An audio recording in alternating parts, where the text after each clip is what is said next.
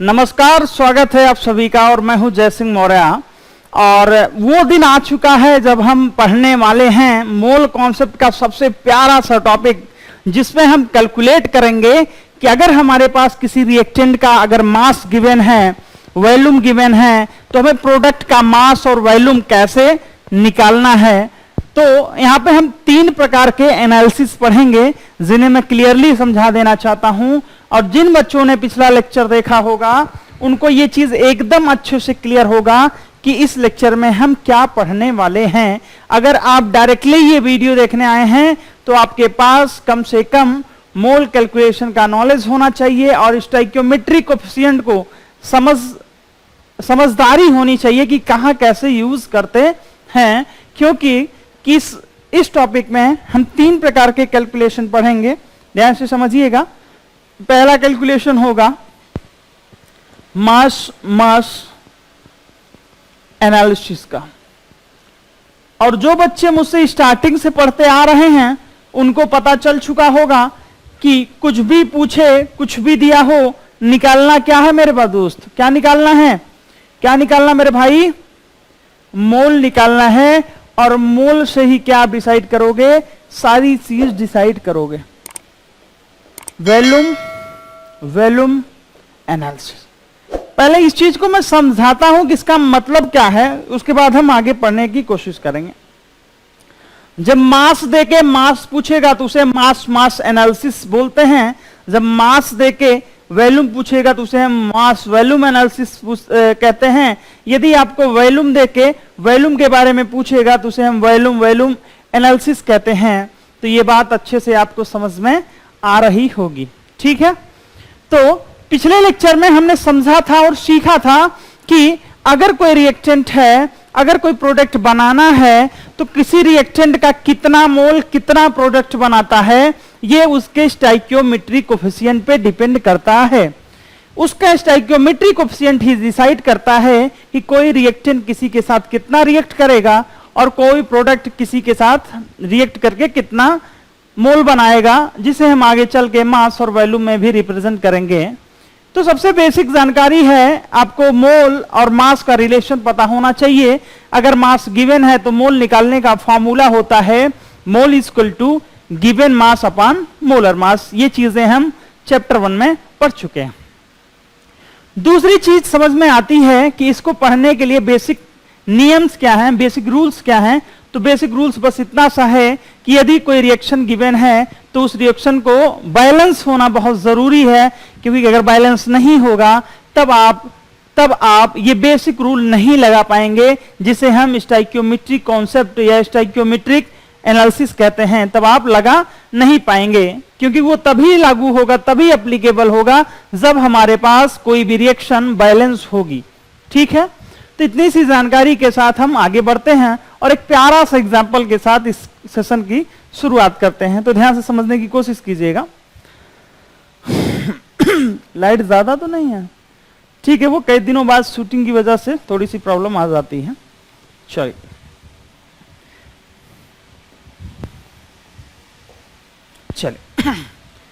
हमने एक छोटा सा एग्जांपल लिखा, ध्यान से समझिएगा मेरे दोस्त। हमने लिखा PCl5 gives PCl3 plus Cl2। आपने कहा कि इसके बारे में कुछ बोलना हो तो क्या बोलोगे? तो इसके बारे में क्या बोलोगे? ये बैलेंस रिएक्शन है। आपने कहा दिया होगा, अरे मेरे भाई दिख रहा है कि ये बैलेंस रिएक्शन है, एक फास्फोरस इधर एक फास्फोरस इधर है। अब आप कहेंगे sir how to balance a chemical reaction? तो भैया हाथ जोड़ के विनम्र निवेदन है, how to balance chemical reaction ये हम बेसिक क्लास में सीखते हैं। तो यहां मैं सिर्फ आपको इतना बता सकता हूं कि जितने एटम इधर हैं उतने ही एटम इधर करने हैं। अब आपने कहा सर थोड़ा सा हिंट दे दो, तो मैं बता देता हूं। सबसे पहले मेन एटम को बैलेंस करते हैं, फिर साइड एटम को बैलेंस करते हैं। जैसे अगर इस रिएक्शन को मुझे बैलेंस करना हो तो मैं देखूंगा फास्फोरस एटम 1 है, इधर भी फास्फोरस एटम 1 है, तो 1 लगा दूंगा, ठीक है। देखूंगा 5 क्लोरीन है, इधर 3 क्लोरीन 2 क्लोरीन है, तो बैलेंस है, तो लगाने की कुछ जरूरत नहीं है। क्लियर है? चलिए, अगर आप इसका 1 मोल लेते हो तो ध्यान से समझिएगा, अगर आप इसका 1 मोल लेते हो इसका मतलब 1 मोल इसका भी बनेगा और 1 मोल इसका भी बनेगा। इसमें कोई भी दो बात नहीं है, या इसमें भी कोई दो राय नहीं है। क्या ये बात समझ में आ रही है? बिल्कुल समझ में आ रही है। चलिए दूसरा एग्जांपल मैं लिखता हूं, ध्यान समझिएगा। जैसे मैंने लिखा 2NH3 gives N2 plus 3H2। इसका 2 मोल, ध्यान समझिएगा, इसका 2 मोल जब लोगे आप तो इसका 1 मोल बनेगा और इसका 3 मोल बनेगा। ये चीज हम कैसे डिसाइड कर रहे हैं, ध्यान समझिएगा। इनके स्टाइकियोमेट्रिक कोफिशिएंट से ही हम डिसाइड कर रहे हैं कि इसका 2 मोल रिएक्ट करेगा तो इसका 1 मोल प्रोड्यूस होगा और इसका 3 मोल प्रोड्यूस होगा। क्या ये बात समझ में आ रही है? अब इसी चीज को थोड़ा सा मैं एक्सटेंड करता हूं कि मोल का कॉन्सेप्ट आपने बहुत पढ़ लिया है। अब 2 मोल है तो 2 मोल को क्या हम 34 ग्राम भी लिख सकते हैं? क्या हम 34 ग्राम NH3 लिख सकते हैं? आपने कहा बिल्कुल लिख सकते हैं, क्योंकि 1 मोल NH3 का वेट होता है 17 ग्राम, 17 ग्राम। 1 मोल NH3 का वेट होता है 17 ग्राम, तो 2 मोल NH3 का वेट क्या हो जाएगा? 34 ग्राम होगा। ये चीज समझ में हमको आ गई है। अगर बात करें 1 मोल N2 है तो 1 मोल N2 का मतलब क्या हो गया मेरे दोस्त? ध्यान से समझिएगा। 1 मोल N2 को हम क्या 28 ग्राम भी लिख सकते हैं? बिल्कुल लिख सकते हैं। तो हमने लिखा 28 ग्राम N2 लिखा, और 3 मोल H2 को क्या लिख सकते हैं? 1 मोल H2 का वेट 2 ग्राम होगा। अरे मेरे भाई समझो जरा, अगर आपसे कोई कहे कि 1 मोल H2 है, सब पढ़ चुके हैं, तो क्या आप तुरंत डायरेक्टली नहीं बोलोगे कि 2 ग्राम H2 है? अरे बोलोगे कि नहीं बोलोगे? तो अगर कोई आपसे कहते 3 मोल H2 है, इसका मतलब क्या हो गया? 3 गुणे 2 कितना? 6 ग्राम H2। क्या हो जाएगा? 6 ग्राम H2 हो जाएगा। क्लियर है? अरे क्लियर है कि नहीं क्लियर है मेरे दोस्त? क्लियर है ना? लाफ गैलुसैक, वैल्यूम लाफ गैलुसैक का एक लॉ था, क्या कहता था? ध्यान समझिएगा। जो मोल का रेशियो है, तो आपने कहा मतलब, तो ध्यान समझिएगा, अगर मैं वॉल्यूम के एनालिसिस की बात करूं तो मैं बोल सकता हूं कि इसका दो वॉल्यूम रिएक्ट करके इसका 1 वॉल्यूम बनाएगा और इसका 3 वॉल्यूम बनाएगा। क्या बनाएगा? 3 वॉल्यूम बनाएगा। आपने कहा ये कॉन्सेप्ट कहां से आया? तो मैंने चैप्टर 1 में आपको तीसरे लेक्चर में ध्यान से पढ़ाया और समझाया इस चीज के बारे में। जाके आप पढ़ोगे, आप सर्च करोगे तो आपको मिल जाएगा। ठीक है, chapter 1 lecture number 3, some basic concept of chemistry, new Indian era platform पे। ठीक है, चलिए इसी चीज को अगर आप आगे लिखना चाहो तो आप लिख सकते हो 2 लीटर 1 लीटर से रिएक्ट करके क्या बनाएगा? 3 लीटर बनाएगा। क्या बनाएगा? 3 लीटर बनाएगा। क्या ये कॉन्सेप्ट समझ में आ रहा है? बिल्कुल समझ में आएगा। क्या ये कॉन्सेप्ट समझ में आ रहा है? अरे आ रहा है कि नहीं आ रहा मेरे भाई? आ रहा है ना?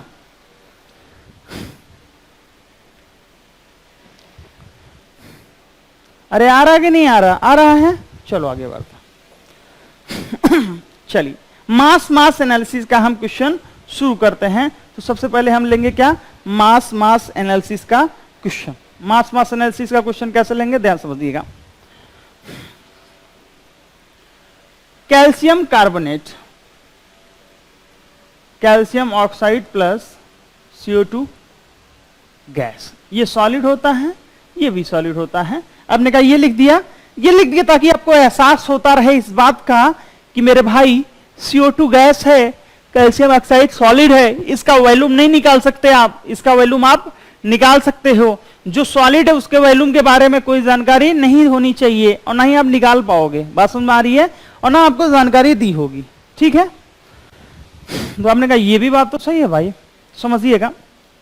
मैंने दिया, ध्यान समझना, मैंने दिया इसका 100 ग्राम।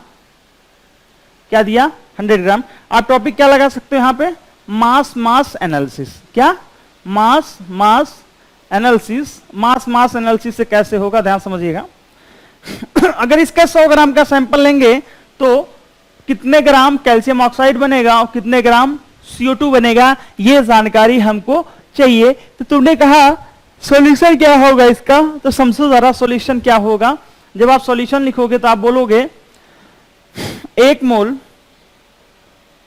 कैल्शियम कार्बोनेट प्रोड्यूसेस 1 मोल कैल्शियम ऑक्साइड।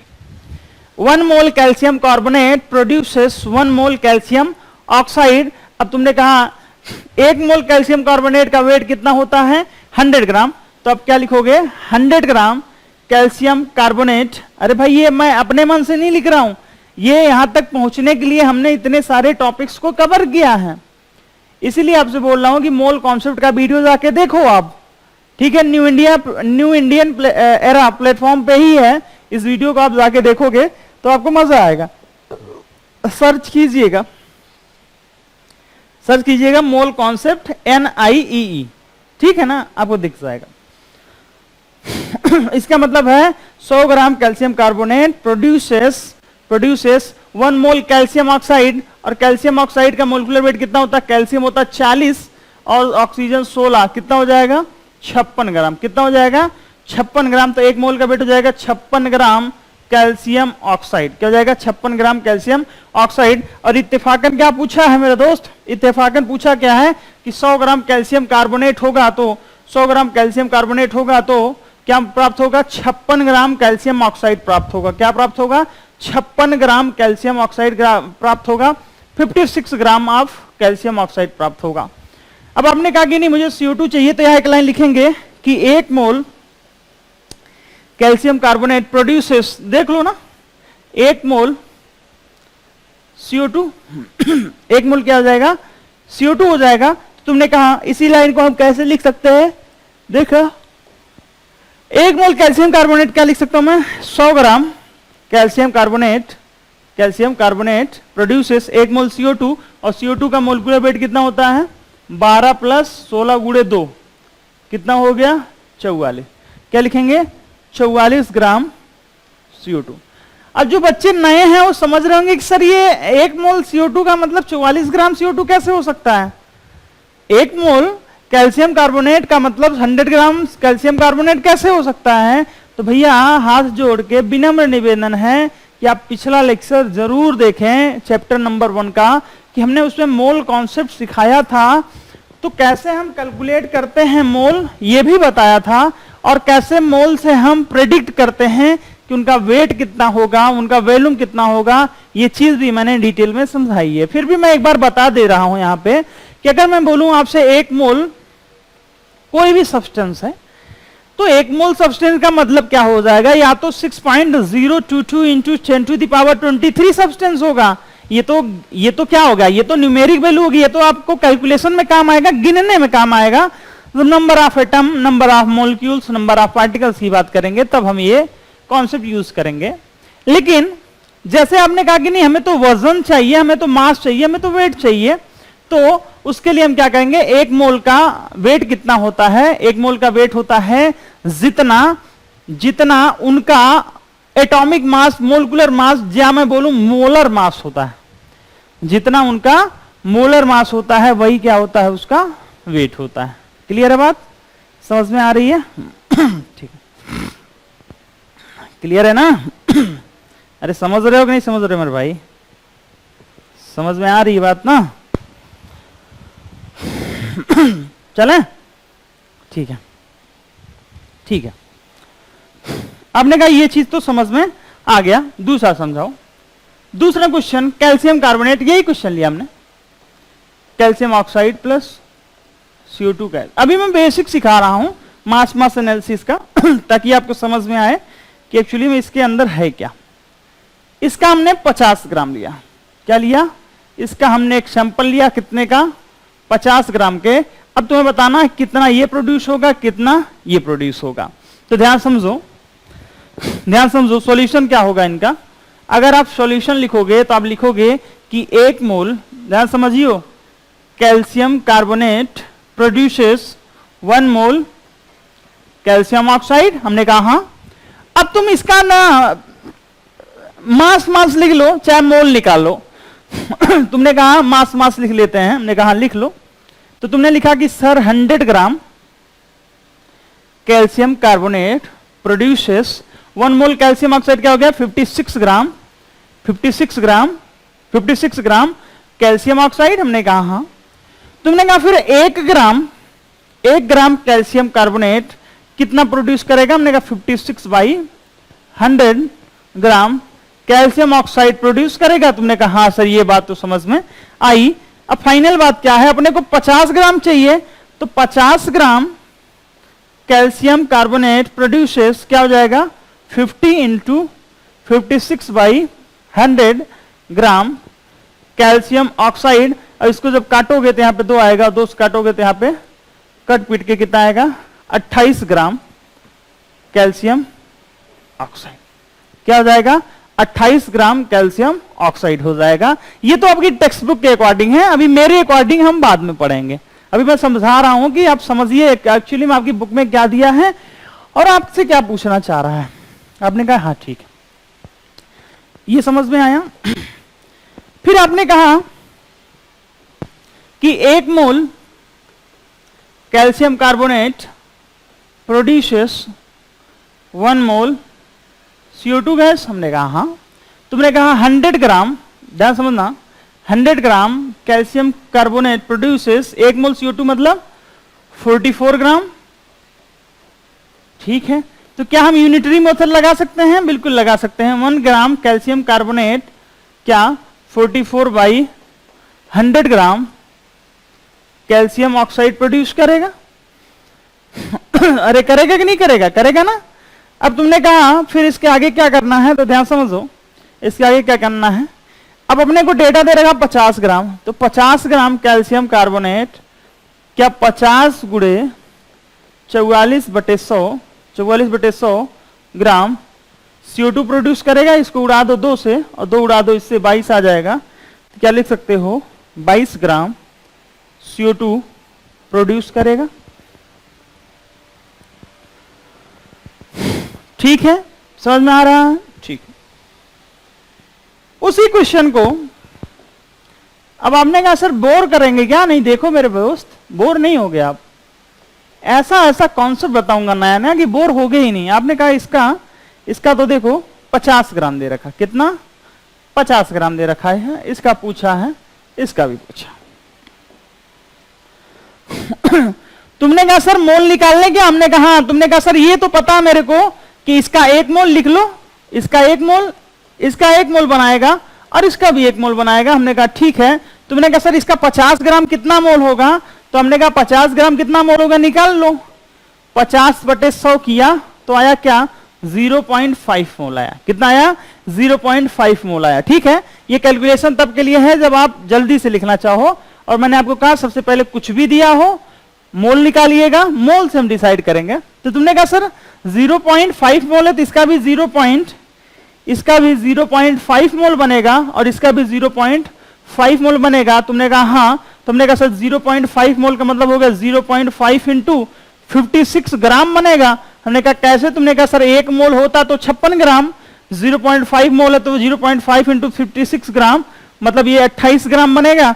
तो हमने कहा हाँ बिल्कुल सही है। इसी प्रकार इसमें जानकारी लेना चाहो तो 1 मोल होता तो 44 ग्राम, अगर 0.5 मोल है तो इंटू 44 कर दूंगा तो क्या 22 ग्राम बनेगा कि नहीं बनेगा? बनेगा। तो क्या समझ में आया? क्या समझ में आया?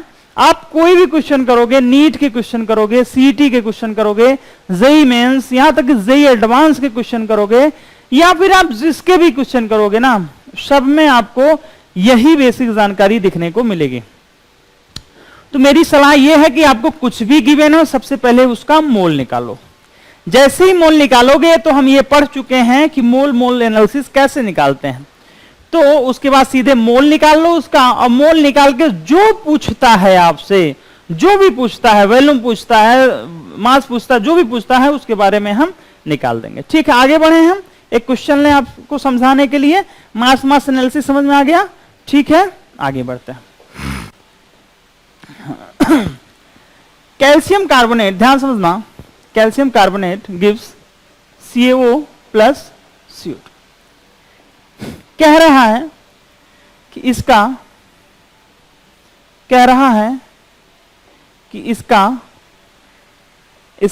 25 ग्राम है। कितना? 25 ग्राम कैल्शियम कार्बोनेट को आपने क्या किया, ध्यान समझना, आपने क्या किया, जलाया।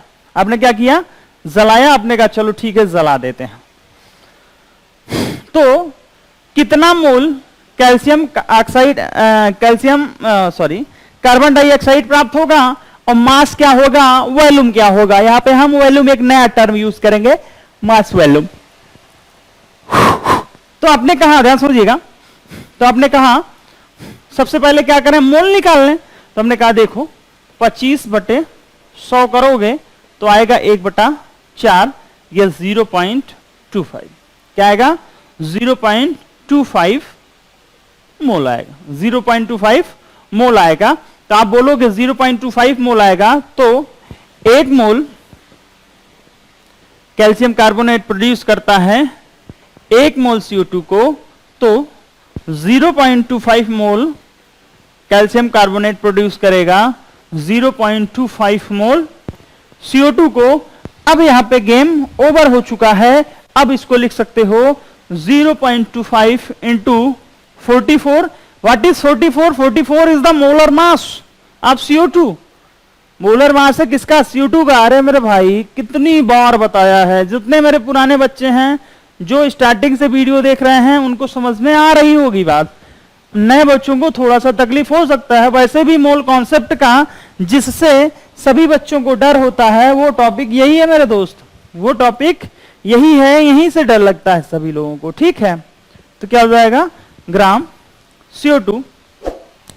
लेकिन किसी ने कहा कि मुझे CO2 के मॉलिक्यूल बता दो, मुझे CO2 के मॉलिक्यूल बता दो। हमने कहा कि अगर 1 मोल CO2 होता तो 6.022 इंटू 10⁻23 मॉलिक्यूल ऑफ CO2 होता। तुमने कहा हाँ। हमने कहा कि 0.25 मोल है तो क्या कर दोगे, 0.25 से मल्टीप्लाई करोगे 6.022 इंटू 10⁻23 में। तुमने कहा हाँ। अगर हमने कहा कि मुझे वॉल्यूम निकालना होता तो तुम क्या कहते, तुम कहते कि सर अगर 1 मोल CO2 गैस होता STP NTP कंडीशन पे, हमेशा हम बात करेंगे STP NTP कंडीशन पे, अगर 1 मोल CO2 गैस होता सर तो उसका वॉल्यूम 22.4 मतलब 22.4 लीटर, कितना, 22.4 लीटर आप CO2 गैस होता। तो क्या ये बात समझ में आ रही है। अब 0.25 मोल है अपने पास, तो 0.25 into 22.4 litre of CO2 gas. क्या ये लाइन समझ में आ रही है। तो हम लिख सकते हैं 0.25 into 6.022 into 10⁻23 molecules of CO2 gas. ठीक है। अगर अगर अगर अगर मगर तगर अगर अगर आपसे कोई वॉल्यूम की बात करेगा तो क्या लिखोगे आप, 0.25 into 22.4 litre at STP standard temperature pressure. क्या हो जाएगा, स्टैंडर्ड टेम्परेचर प्रेशर। तुमने कहा कि सबसे आसान क्या चीज है, सबसे पहले क्या निकाल लो, मोल निकाल लो। ठीक है। आपने कहा सर अरे भैया क्वेश्चन में कभी आपसे नहीं करेगा कि नहीं मास एनालिसिस से निकालो, क्वेश्चन में कभी आपसे ये नहीं कहेगा मास वॉल्यूम एनालिसिस। अरे भैया वो कहता है कि आप हमको बस इतना बता दो कि कितना बनेगा, उसके पास समय नहीं है जानने के लिए कि आप किस मेथड से कर रहे हो। तो हम क्या करेंगे, सबसे सिंपलेस्ट मेथड फॉलो करेंगे। कुछ भी गिवन है हम पहले मोल निकालेंगे, फिर हम क्या बात करेंगे, फिर हम बात करेंगे कि उतने मोल से कितना मोल बन रहा है, प्रोडक्ट का मोल निकालेंगे और फिर उस मोल को हम चेंज करेंगे क्वेश्चन पूछने वाले की जो इच्छा है। अगर वो वेट पूछता है तो मोलिकुलर वेट से गुणा कर देंगे, अगर वो नंबर ऑफ मॉलिक्यूल्स पूछता है तो 6.022 इंटू 10⁻23 से गुणा कर देंगे, यदि वो वॉल्यूम पूछता है स्थिति पे तो हम 22.4 से गुणा कर देंगे। ठीक है, चले आगे आगे देखिएगा। ठीक है,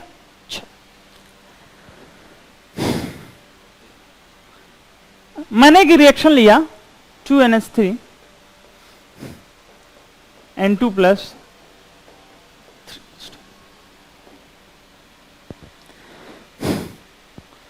इसकी डेटा मैं दे देता हूं, कितना देते हूं, 68 ग्राम। कितना 68 ग्राम। तो ध्यान से समझिएगा बेसिक मेथड जो मैंने समझाया मास मास एनालिसिस से आप उससे कर सकते हो, बट मुझे जानकारी क्या चाहिए, मुझे तो कुछ और जानकारी चाहिए। तो हमने कहा सुनो इसका पहले मैं मोल निकालूंगा। जब मैं मोल निकालूंगा तो गिवन मास अपॉन मोलर मास, और NH3 का मोलर मास 14 + 3 कितना 17 होता है।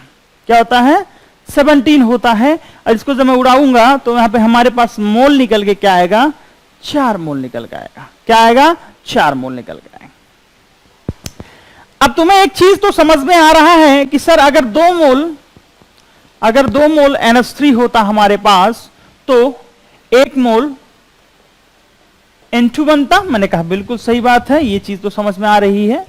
तो अगर मेरे पास 4 मोल NH3 आ गया है, मैं वेट ना करके मैं सीधे मोल में चेंज करके निकालूं। आपने कहा सर ये इसका फायदा क्या है, इससे कभी कंफ्यूजन नहीं होगा, इससे कभी कोई कंफ्यूजन नहीं होगा, ना ही कोई और चीज याद रखने की जरूरत पड़ेगी, और चीजों के लिए आपको दिक्कत पड़ सकती है। ठीक है, आइए आगे बात। 4 मोल NH3 है तो आप बोलोगे सर हमारे पास 2 मोल N2 है, और N2 जो कि गैस है, बाकी सभी गैस में है। तो यहां से एक चीज समझ में आ रही मेरे को, क्या कि यार मोल नहीं पूछा है तो तुम क्या करोगे, तुम लिखोगे 2 गुणे N2, नाइट्रोजन का होता है 14, 14 2 जा 28, तो क्या करेंगे 28 से मल्टीप्लाई करेंगे, अरे भाई मेरे, तो क्या आ जाएगा 56 ग्राम N2 आ जाएगा। क्या आ जाएगा 56 ग्राम N2 आ जाएगा। इसको 2 मोल N2 को वेट में चेंज करने के लिए आपको मोल कॉन्सेप्ट आना चाहिए। ये लाइन में 20 बार से ज्यादा बोल चुका हूं। क्यों, अरे भाई ये चीज नहीं आएगा तो इसमें पहाड़ नहीं है, मेन चीज तो ये है ना।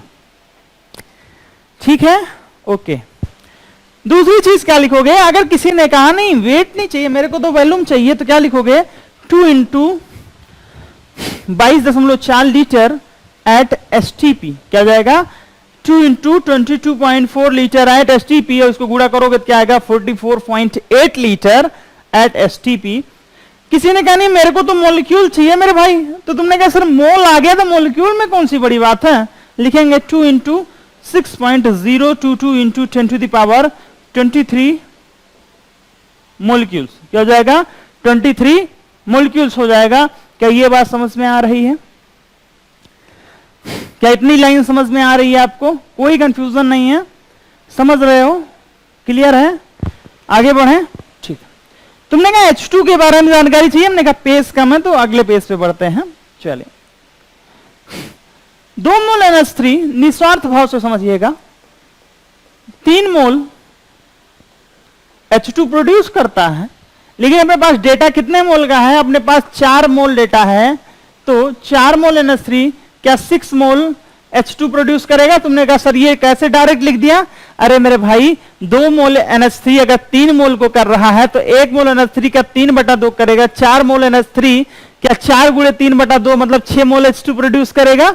और इसी को मैं लिख सकता हूं कि 6 × 2 = 12 ग्राम H2। क्या लिख सकता हूं 12 ग्राम H2 लिख सकता हूं। और इसी को मैं लिख सकता हूं 6 × 6.022 × 10⁻23 मोलिक्यूल्स ऑफ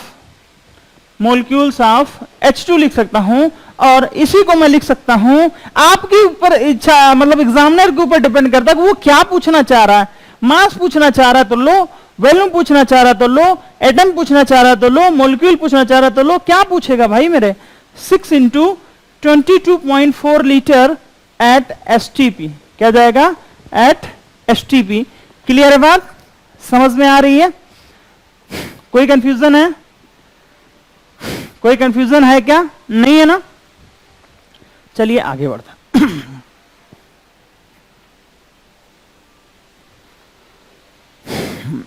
आगे बढ़ते मान लो एक क्वेश्चन है N2 + 3H2 gives 2 NH3।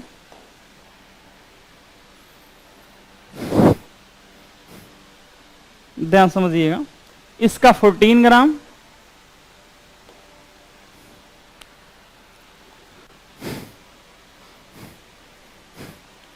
इसका 3 ग्राम, इसका कितना ग्राम बनेगा?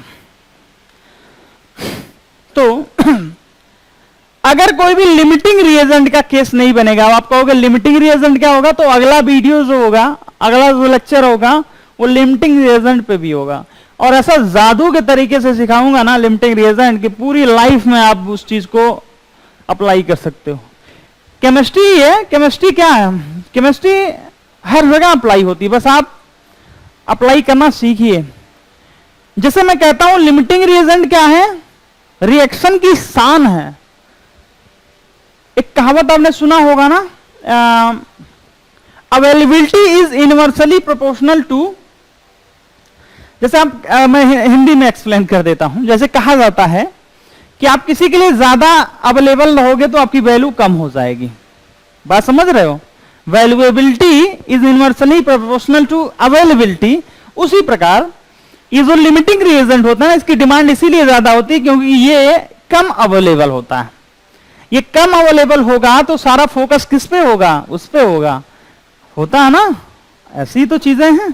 तो वैसे भी आदमी हो या व्हाट्सएप, लोग स्टेटस ही देखते हैं, मेंटेन करके रखिए अपना स्टेटस। तो मैं बात कर रहा था इसकी, तो समझते हैं। आपने कहा सर कैसे पता चलेगा लिमिटिंग रिएजेंट, हमके जब आएगा तब वो अप्लाई करेंगे, अभी तो आया नहीं तो अभी अप्लाई करना भी नहीं है। तो आपने कहा सर इसका सर मोल निकाल लूं तो मैं 14/28 करूंगा सर तो आधा मोल आएगा। हमने कहा हाँ चलो आधा मोल आएगा। तुमने कहा 3/2 करूंगा सर तो इसका भी आधा मोल आएगा। नहीं, इसका 1.5 मोल आएगा। हमने कहा हाँ ठीक है। तुमने कहा सर अगर मैं 1 मोल 3 मोल रिएक्ट करके 2 मोल बनाते थे, अगर आधा कर दूं तो 1/2 मोल। भाई किसके? तुमने कहा सर चाहे इसके रिस्पेक्ट में कर लो चाहे इसके रिस्पेक्ट में कर लो। हमने कहा इसी के रिस्पेक्ट में कर लो। तो सर 1 मोल आधा मोल क्या करेगा? अरे भाई आधा मोल कितना बनाएगा? तुमने कहा नहीं समझे, इधर देखो। 1 मोल N2 क्या 2 मोल NH3 बनाता था कि नहीं बनाता था? बनाता था। अब अगर अपने पास यही आधा मोल हो गया है तो आधा मोल N2 क्या 1 मोल NH3 बनाएगा? अरे बनाएगा कि नहीं बनाएगा? और 1 मोल NH3 का मतलब 17 ग्राम NH3। अरे 17 ग्राम NH3 होगा ना। तो आसान है, लेकिन इससे भी आसान एक और मेथड है, जब समझिएगा। जब कभी लिमिटिंग रिएजेंट का केस ना बने, आप कहेंगे सर ये बार बार आ रहा तो पढ़ा दीजिए अगले लेक्चर में। जब कभी भी लिमिटिंग रिएजेंट का केस ना बने तो एक लॉ पढ़ा था हमने, law of conservation of mass. Antoine Lavoisier नाम था साइंटिस्ट का, जिन्होंने कहा था किसी भी केमिकल रिएक्शन में रिएक्शन से पहले जो रिएक्टेंट का मास होता है, आफ्टर द रिएक्शन वही प्रोडक्ट का मास होता है। क्या बोला था उन्होंने? रिएक्शन से पहले जो रिएक्टेंट का मास होता है, रिएक्शन के बाद वही प्रोडक्ट का मास होता है। देखिएगा क्या यहां मैं डायरेक्टली 17 ग्राम लिख सकता था कि नहीं? लिख सकता था कि नहीं लिख सकता था? क्या चुटकी में हो जाता कि नहीं? क्या कोई मोल कॉन्सेप्ट लगाने की जरूरत पड़ती? नहीं। लेकिन इस रूल को अप्लाई करने के लिए आपके पास पर्याप्त नॉलेज होना चाहिए। अगर पर्याप्त नॉलेज नहीं है तब आप अप्लाई नहीं कर पाओगे इस चीज को। ठीक है? कैल्शियम कार्बोनेट हीट किया, कैल्शियम ऑक्साइड और CO2 बना। कह रहा है कि 11.2 litre at STP, 11.2 litre at STP पे जब हम कैल्शियम कार्बोनेट को डिसोसिएट करते हैं या हीट करते हैं या गर्म करते हैं तो हमें NTP पर 11.2 लीटर 11.2 लीटर क्या मिलता है? CO2 गैस प्राप्त होता है। तो बताओ कैल्शियम कार्बोनेट का वेट कितना होगा? कैल्शियम कार्बोनेट का वेट कितना होगा? तुमने कहा वेट, अरे मास वॉल्यूम एनालिसिस का है कि नहीं है? तुमने कहा सर कई तरीके हैं, जितना तरीका लगाना चाहो सब लगा दो, जितना तरीका लगाना चाहो सब लगा दो। सबसे आंसर होगा। फार्मूला लगा दो, यूनिटरी मेथड लगा दो, बेसिक मेथड लगा दो। मैं आपको बेसिक मेथड सिखा रहा हूं, देखना जरा। अब रिवर्स करके लिखेंगे। कैसे? रिवर्स करके देखो कैसे। मैं लिखूंगा कि 1 मोल CO2 प्रोड्यूस होता था, 1 मोल CO2 प्रोड्यूस होता था 1 मोल कैल्शियम कार्बोनेट से। क्या ये लाइन समझ में आ रही है? अरे भाई 1 मोल CO2 प्रोड्यूस होता था 1 मोल कैल्शियम कार्बोनेट से। तुमने कहा सर ये 11.2 लीटर है, तो हमने कहा 1 मोल CO2 का वॉल्यूम क्या 22.4 लीटर होगा? अरे होगा कि नहीं होगा? तो क्या लिख सकता हूं मैं कि 22.4 लीटर CO2 गैस प्रोड्यूस होता 1 मोल कैल्शियम कार्बोनेट का मतलब क्या हो गया? 100 ग्राम CaCO3। तुमने कहा सर एक कंफ्यूजन है, रुको रुको रुको।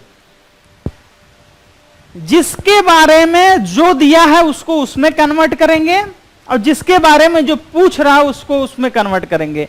इसमें CO2 लीटर में दे रखा था तो इसको लीटर में कन्वर्ट किया, और इसका वेट पूछ रहा था तो इसको वेट में कन्वर्ट किया। क्या ये लाइन समझ में आई? आई नहीं, भाग नहीं सकते आप। ये नहीं कह सकता कि मास्टर ने पढ़ाया नहीं, नहीं, हर एक लाइन को पढ़ाया हुआ अच्छे से। पढ़ो तो पिछला जाके देखो ना, नहीं देखते हो तो तुम्हारी रिस्पॉन्सिबिलिटी। अब 1 लीटर CO2 गैस होगा तो क्या 100 by 22.4 litre 4 gram calcium carbonate होगा? बिल्कुल होगा। क्या होगा? बिल्कुल होगा। अब अपने को चाहिए क्या? 11.2 11.2 लीटर CO2 गैस होगा तो क्या हो जाएगा? 100 डिवाइडेड बाई 22.4 इंटू 11.2।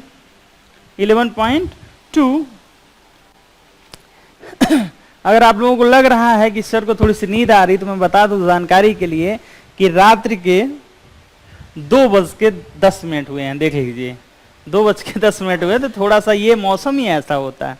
कोई नहीं, फीलिंग के साथ पढ़ो, सब सही हो जाएगा। 11.2 लीटर CO2 क्या हो जाएगा? 100 by 22.4 into 11.2 gram calcium carbonate से प्रोड्यूस होगा। और इसको जब इसको उड़ाओगे तो क्या आंसर आएगा? इधर इसको उड़ाओगे तो आंसर आएगा 50 ग्राम। क्या आएगा? 50 ग्राम।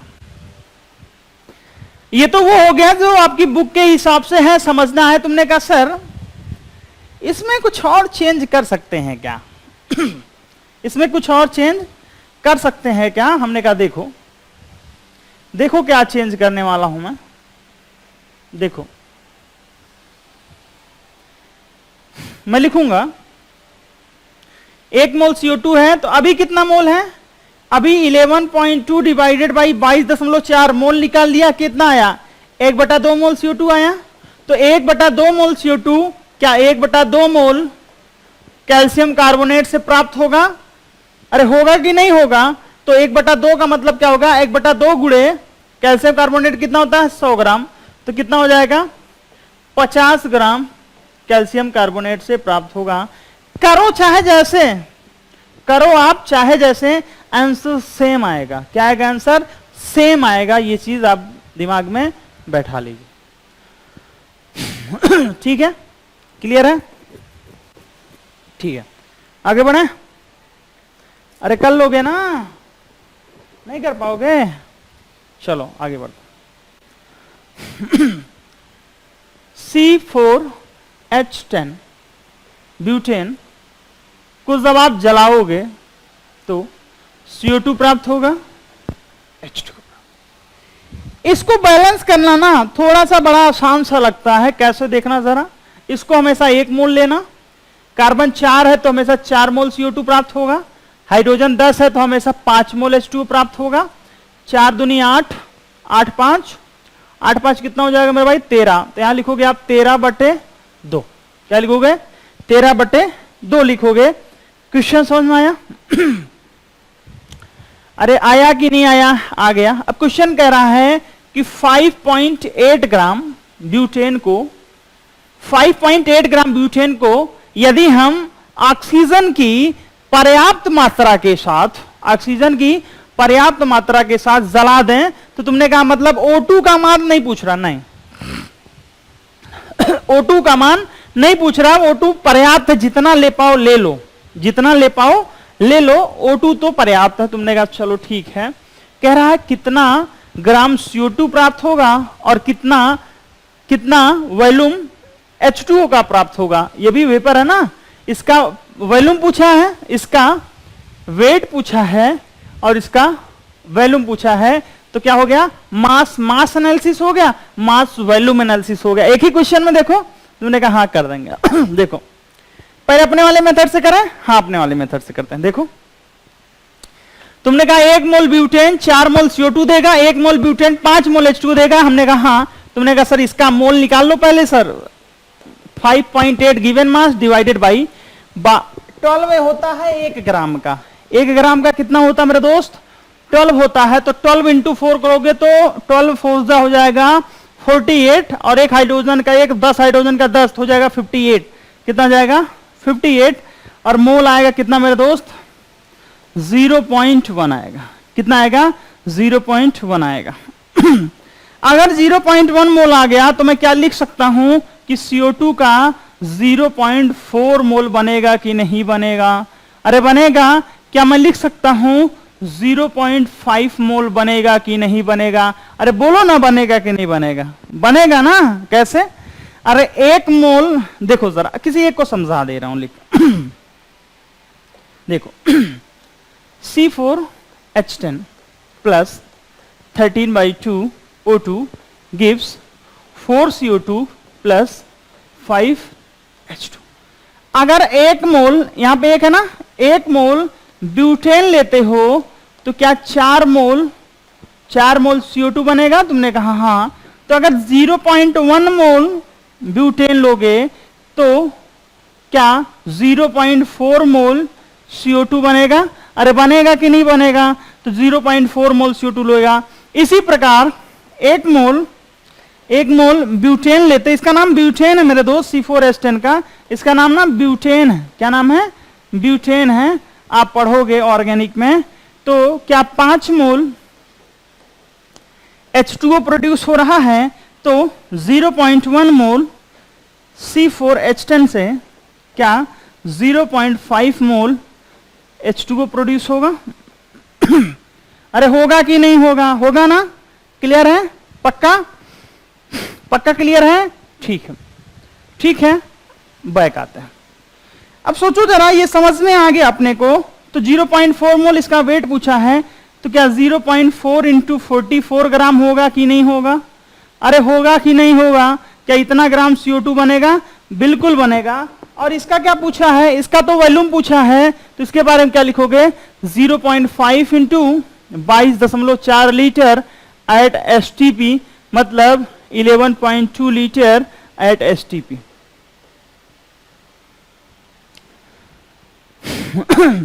अरे क्लियर है, क्लियर है कि नहीं क्लियर है, नहीं क्लियर है, क्लियर है ना, ठीक है ठीक है। परसेंटेज प्योरिटी भी एक टॉपिक है, 20 में लिखा था हमने, मैं बता दूंगा आपको, ठीक है। आगे बढ़ते 15, ठीक है। चलो अब वॉल्यूम एनालिसिस का अलग से हम पढ़ते हैं। जैसे देखिएगा, मैंने लिखा 2NH3 gives N2 plus 3H2। ये गैस होंगे ना, तभी इनके लिए अप्लाई करोगे आप। क्या होगा, गैस होगा तभी आप वॉल्यूम केस अप्लाई करोगे। कैसे अप्लाई करोगे देखना, इसका 2 वॉल्यूम, इसका 1 वॉल्यूम, इसका 3 वॉल्यूम। तो कैसे लिखा, इसका स्टोइकियोमेट्रिक कोएफिशिएंट 1, इसका नहीं, इसका 2, इसका 1, इसका 3। तो हमेशा इनका वॉल्यूम किसके रिस्पेक्ट में रिएक्ट करेगा, दब जाने से ब्लड सर्कुलेशन रुक जाता है।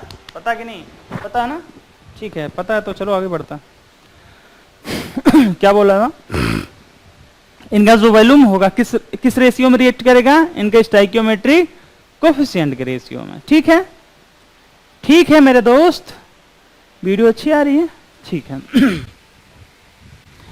आपने कहा दो भी है, इसको मैं क्या लिख सकता हूं, इसको मैं लिख सकता हूं कि 2 लीटर NH3 प्रोड्यूस करेगा 1 लीटर N2 और 3 लीटर H2 को। इसको मैं लिख सकता हूं कि 2 मिलीलीटर NH3 प्रोड्यूस करेगा 1 मिलीलीटर N2 को और 30 मिलीलीटर और 3 मिलीलीटर H2। आपने कहा नहीं समझे, हमेशा 1:2:1:3 का रेशियो होगा। तुमने कहा सर अगर मैं इसको 20 ml ले लूं, ध्यान समझो, 20 ml अगर इसका ले लोगे तो इसका कितना मेरे दोस्त, बोलो बोलो बोलो बोलो, 10 मोल। कितना? 10 मोल। तुमने कहा 10 मोल नहीं, 10 ml। अरे भाई 20 मोल लेते तो 10 मोल होता, तो वैसे 20 ml लिया है तो 10 ml होगा, और इसका कितना, 30 ml होगा। कितना हो जाएगा? 30 ml। अगर मान लो आपने इसका 5 कितना ले लिया, 5 नहीं हाँ इसका कितना ले लो, 10 ले लो। कितना ले लो? अगर मान लो इसका 10 ml ले लिया आपने, 10 ml नहीं 10 लीटर ले लो, आपने इसका 10 लीटर लिया तो 2 मोल से 1 मोल बनता है, 2 लीटर से 1 लीटर बनता है, तो 10 लीटर से क्या 5 लीटर बनेगा? अरे बनेगा कि नहीं बनेगा, खुद बोलो, बनेगा ना। 2 से 3 भी बनता है, 2 मोल से 3 मोल बनता है, 1 मोल से 3/2 मोल बनेगा, 1 मोल से 1.5 मोल बनेगा, तो 10 लीटर से क्या 15 लीटर बनेगा कि नहीं बनेगा? क्या ये बात समझ में आई? आराम से देखो, क्या बनेगा कि नहीं बनेगा? मैं सिर्फ आपको खड़ा हूं दिखाने के लिए। बनेगा, बनेगा, बिल्कुल बनेगा। तो समझ में आपको आ रहा होगा कि ये जो वाइलुमाला केस है ना, ये थोड़ा सा इससे मिलता जुलता है। किससे मिलता जुलता है? इससे मिलता जुलता है। तो देखेंगे कैसे। शुरू करें? ठीक, ठीक है, चलो क्वेश्चन है।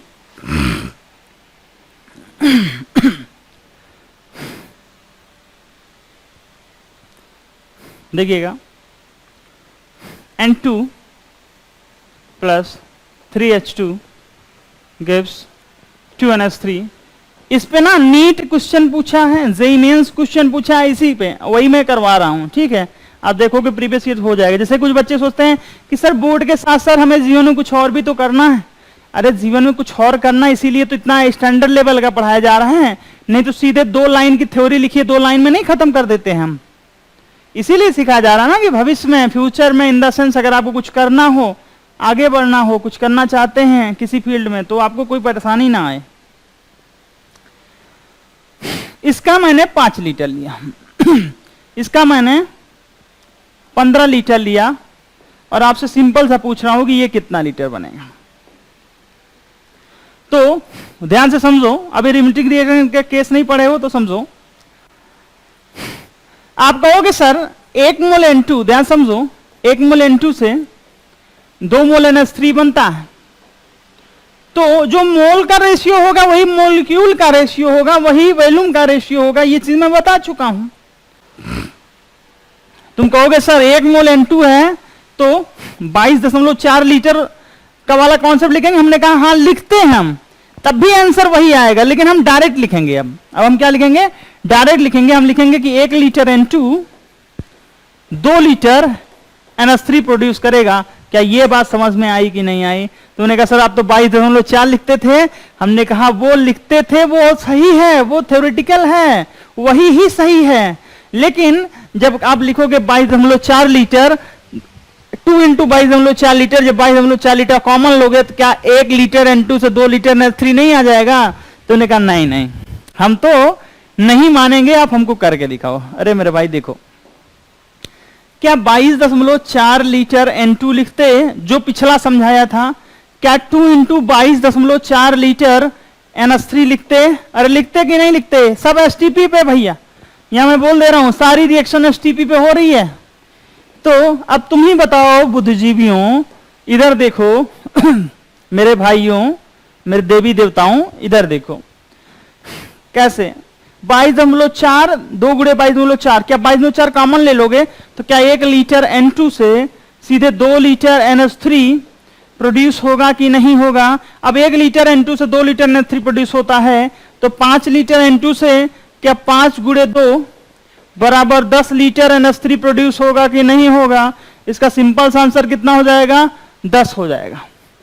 अब एक साइड में बच्चा, पीछे जो बैक बेंचर होते हैं वो एक्स्ट्रा दिमाग लगाते हैं, वही तेज होते हैं। हम लोग भी बैक बेंचर थे। हालांकि उसने ये सोचा कि यार ये मास्टर पागल तो नहीं हो गया है, डेटा 2 दे रखा, 5 लीटर 15 लीटर कर 5 लीटर से रहा है, और 15 लीटर से मेरा तो 20 आंसर आ रहा है, मेरा आंसर तो 20 से 30 आ रहा है। तो सुनो मेरे भाई, जब तक लिमिटिंग रिएजेंट नहीं पढ़ाएं तब तक हम यही मान के चलेंगे, और मैं यही आपसे बोलूंगा कि किसी से भी करो आंसर सेम आएगा, लेकिन जब लिमिटिंग रिएजेंट पढ़ लेंगे तब हम चेक करेंगे। तो अभी क्या करना है आपको, अभी किसी दोनों में से किसी एक से करो, आंसर सेम आएगा। तुमने कहा नहीं मानेंगे, तो सुनो, तुम्हारे लिए जो तुम पीछे बैठ के मुस्कुरा रहे हो, हाँ तुम्हारे लिए ये 3 मोल से 2 मोल कितना, यहां साइड में कर दो इत्तू सा, देखो कित्तू से करूंगा मैं, 3 मोल से 2 मोल, इस पे फोकस करना। तो 3 लीटर H2 2 लीटर NH3, तो 1 लीटर H2 क्या 2/3 लीटर NH3 कितना लीटर है, 15 लीटर। 15 लीटर अगर आपके पास H2 आ जाए तो 2/3 गुणे 15 लीटर NH3 प्राप्त होगा, 30/3 बराबर 10 लीटर NH3 प्राप्त होगा। क्या दोनों मेथड से आंसर सेम आया कि नहीं आया? क्या चुटकियों में करके दिखाया कि नहीं दिखाया? अरे आया ना, आया ना, तो फिर खुश हो जाओ। आगे देखो, आगे बढ़ते हैं। कितना शानदार क्वेश्चन है, शानदार है ना। चलो,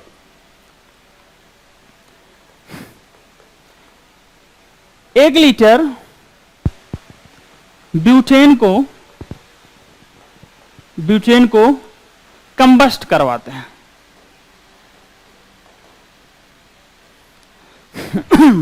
क्वेश्चन इस प्रकार से है, मैं लिखूंगा नहीं, क्वेश्चन में बोल दे रहा हूं कि 1 लीटर ब्यूटेन को हम पर्याप्त ऑक्सीजन की मात्रा में, नहीं ये नहीं, 1 लीटर ब्यूटेन को हम ऑक्सीजन की कितनी मात्रा में क्या करवाएं, कंबस्ट करवाएं। कितना वॉल्यूम उसका लें कि वो प्रॉपर कंबस्ट हो जाए, और कंबस्ट होने के बाद कितना वॉल्यूम CO2 और H2O का प्राप्त होगा। तो तुमने कहा रुको, तुमने क्या कहा, रुको, ये क्वेश्चन बहुत ही आसान है, मैं सॉल्व करूंगा, देखना। C4H10 हो गया, इसको तुमने ऑक्सीजन की मात्रा में जलाया तो क्या प्राप्त होगा, CO2 प्राप्त होगा, और क्या प्राप्त होगा, H2O। क्या प्राप्त होगा, H2O। अब इसको बैलेंस कैसे करते हैं, ये तो मैंने आपको सिखाया था। यहां पे 4 है तो क्या लगाओगे, 4 CO2, 10 है तो 10 का आधा करोगे तो 5 H2, और 4 × 2 8 ऑक्सीजन इधर, 5 उधर, तो 13/2 ऑक्सीजन। अब तुमसे वॉल्यूम के बारे में पूछा है, तो ये 1 मोल है, तो समझो जरा, इसका 1 लीटर क्या इसका 13/2 लीटर O2 से रिएक्ट करेगा, और इसका 4 लीटर CO2 प्रोड्यूस करेगा, और इसका 5 लीटर ऑक्सीजन प्रोड्यूस करेगा। क्या एक ही लाइन में 4 क्वेश्चन हो गया कि नहीं हो गया? अरे देखो ना, अरे भाई 1 लीटर ब्यूटेन को आप कितने लीटर ऑक्सीजन से पर्याप्त जला सकोगे, 13/2, जिसका आंसर होगा 16.5 लीटर। कितना, 16.5 लीटर। क्लियर है? और कितना लीटर CO2 गैस बनेगा, कितना, 4 लीटर बनेगा, और कितना लीटर H2O गैस बनेगा, 5 लीटर बनेगा। सारी रिएक्शन STP कंडीशन हो रही है। ये हमारी जिम्मेदारी नहीं है, ये क्वेश्चन की जिम्मेदारी है कि आपको लिख के देगा। अब आपसे कहेगा सर इतना पूछेगा, नहीं, आपसे सिर्फ इतना पूछेगा। इसमें 4-5 क्वेश्चन है, इसमें 4-5 क्वेश्चन है मेरे भाई।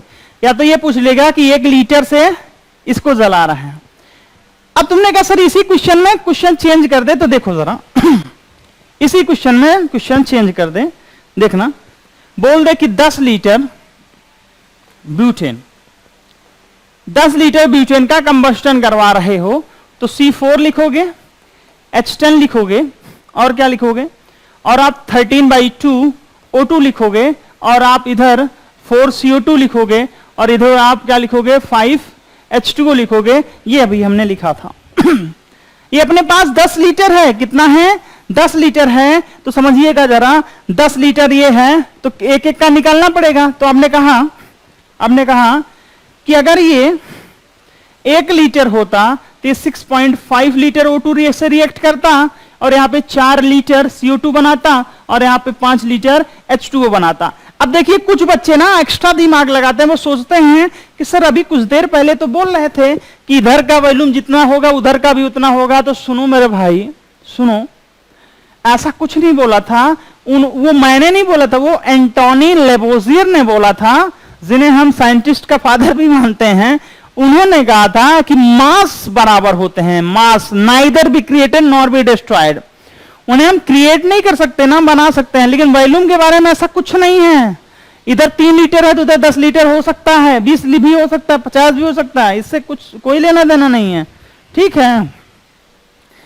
अब आप कहोगे 10 लीटर है तो आप 10 से मल्टीप्लाई कर दो।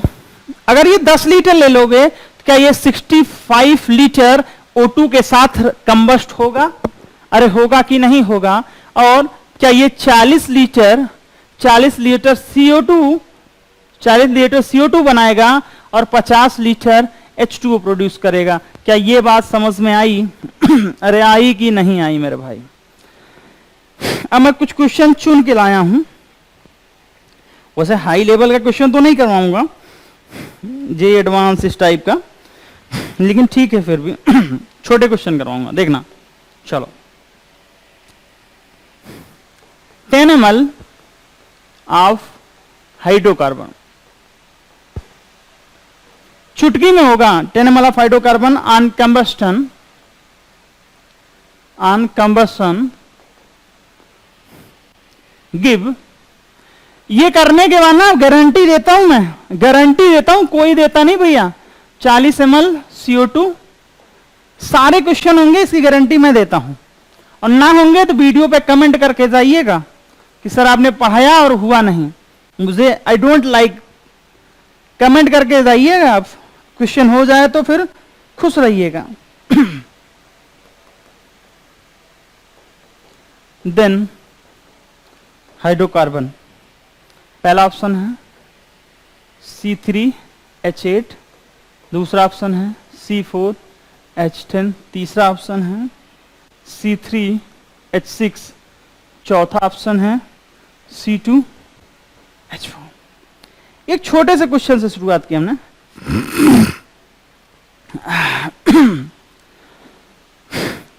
इसका सॉल्यूशन जब देखोगे मेरे दोस्त तो कैसे आएगा, ध्यान समझना। देखो, कह रहा है कि 10 ml हाइड्रोकार्बन को हम जलाते हैं, तो 10 ml हाइड्रोकार्बन को जब आप जलाओगे तो 40 ml CO2, 50 ml H2O प्राप्त होता है। तो हाइड्रोकार्बन का क्या पूछ रहा है? Molecular formula. तुमने कहा सर बड़ा कठिन है मोलिकुलर फॉर्मूला का डिटर्मिनेशन, तो देखो कैसे। मैंने लिखा कि एक हाइड्रोकार्बन है CXHY, तुमने कहा हाँ सर होगा। हमने कहा O2 के साथ जला दो, तुमने कहा जला दिया। तो हमने कहा CO2 मिलोगा, तुमने कहा बिल्कुल मिला होगा, इसमें कोई दो राय बात नहीं है। तो तुमने कहा सर एक चीज तो हमको जानकारी पक्की है कि अगर ये X है तो यहाँ पे X मोल CO2 बनता है, अगर ये Y है तो यहाँ पे Y/2 मोल H2O बनता है। हमने कहा फिर गेम ओवर। फिर क्या हो गया? फिर तो गेम ओवर हो गया। आपने कहा ये O2 के बारे में, हमने कहा O2 के बारे में कोई जानकारी तो दे नहीं रखी है, O2 के बारे में कोई जानकारी नहीं दे रखी है। तो हमने कहा चलो ठीक, हमने कहा चलो ठीक है। तुमने कहा एक जानकारी दे रखी है, क्या दे रखी है देखिएगा। कह रहा है कि इसका 10 ml जब हम जलाते हैं तो इसका 40 ml प्राप्त होता है और इसका 50 ml प्राप्त होता है। हमने कहा बस इसी को हम सिंपलेस्ट रेशियो में लिख सकते हैं। तुमने कहा मतलब? हमने कहा 1 ml में लिख सकते हैं। तुमने कहा हाँ 1 ml जलाऊंगा मैं तो 4 ml CO2 प्राप्त होगा और 5 ml H2O प्राप्त होगा। अब तुम खुद ही देख के बताओ ना। अरे भाई ये 4 ml किसके रिस्पेक्ट में आया है? इसके मोल के रिस्पेक्ट में आया कि नहीं आया है?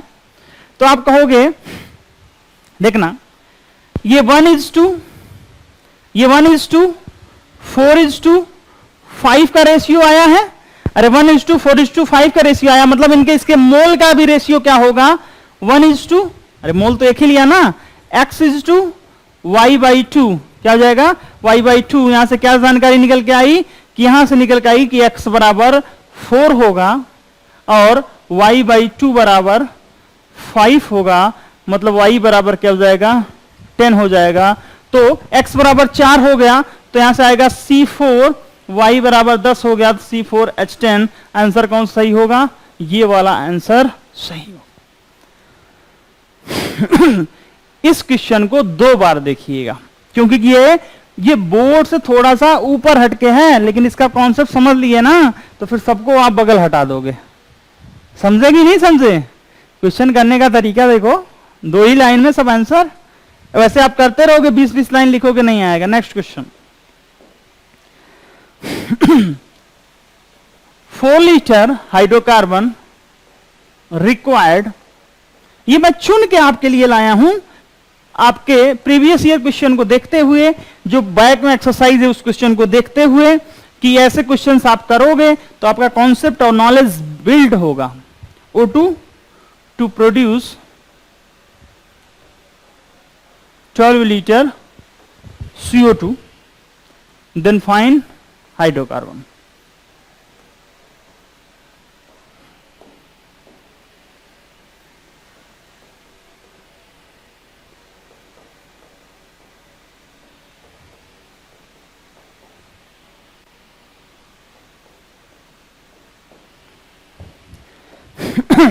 तुमने कहा सर ये वाला क्वेश्चन तो कुछ कर सकते हैं, हमने कहा देखो सब क्वेश्चन का पैटर्न सेम कह रहा है कि एक हाइड्रोकार्बन है, तुमने मान लिया कि CXHY एक हाइड्रोकार्बन है, ऑक्सीजन से जला रहे हो तो सर CO2 मिलेगा और H2O मिलेगा।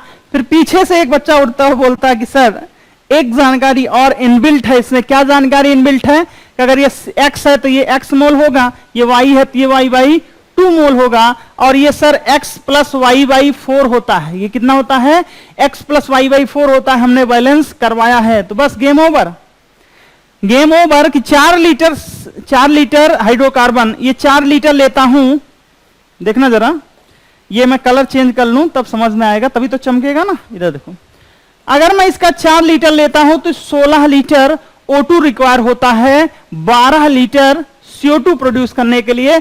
अब तुरंत कुछ समझ में आने लगा होगा कि इसको क्या कर लो, सिंपलेस्ट रेशियो ले लो, 1 लीटर 4 लीटर 3 लीटर।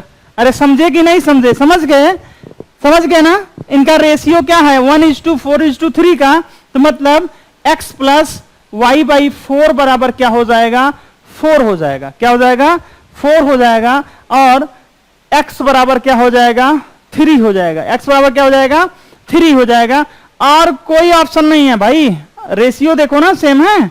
तो 3 बराबर क्या हो जाएगा और X वैल्यू 3 + Y/4 बराबर 1, तो Y/4 बराबर क्या हो जाएगा 1 हो जाएगा। तो यहां से Y बराबर क्या आ जाएगा 4 आ जाएगा। कैलकुलेशन है भैया, Y बराबर 4 आ गया। अब Y बराबर 4 है तो C3H4, कौन सा ये वाला C3H4। तो क्या वॉल्यूम एनालिसिस का क्वेश्चन समझ में आ रहा है? आ रहा है, मजा आ रहा है। चलिए एक क्वेश्चन मैं देता हूं, सभी को बताना है, सभी को बताना, चीटिंग नहीं ना, चीटिंग नहीं करोगे आप लोग, बिल्कुल नहीं करोगे।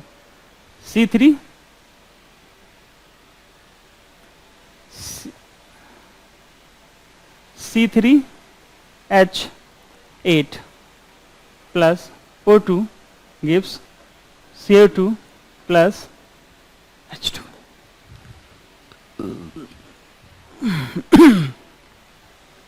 नहीं,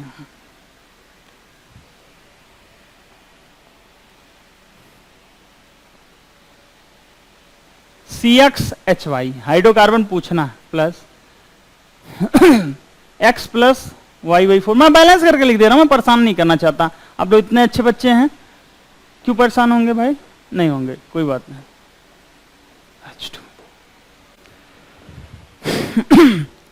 ध्यान समझिएगा, कह रहा है, क्या कह रहा है, क्वेश्चन को थोड़ा सा सेट कर लेने दें।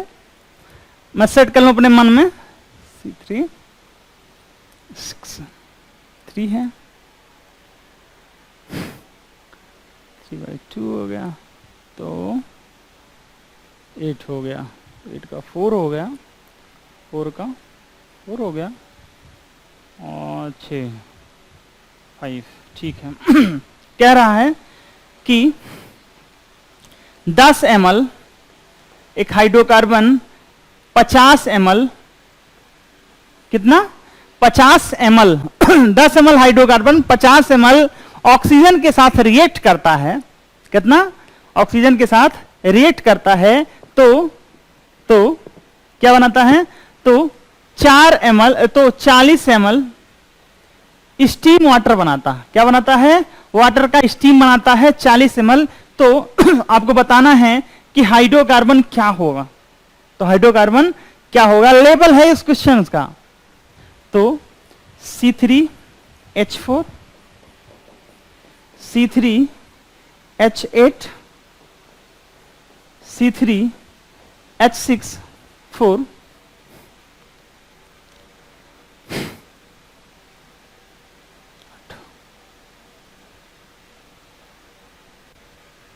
रुक जाओ, 1 4